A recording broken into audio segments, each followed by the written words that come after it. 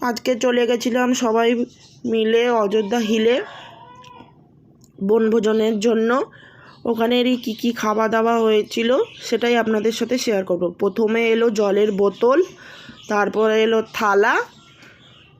থালার পরে এলো নুন, তারপরে ছিল ফ্রাইড রাইস, সাথে ছিল চানা পনিরের তরকারি। চানা পনির দিয়ে শেষ করে ফ্রাইড রাইসটা, তারপরে চলে এলো সাদা ভাত, সাথে ছিল মিক্সড ডাল, মিক্সড সবজিটা খুবই দারুণ খেতে ছিল। তারপরে আবার একটু ভাত নিয়েছিলাম, তার সাথে ছিল চিকেন কারি, লাল লাল ঝাল ঝাল, খুবই টেস্টি হয়েছিল চিকেন কারিটা। চিকেন কারি দিয়ে শেষ করতে না করতেই আবার একটু মিক্স ভেজ নিয়ে নিলাম, আর এইদিকে সবাই খাওয়া দাওয়া চলছিল। তারপরেই চলে এলো মিষ্টি, শীতের মিষ্টি।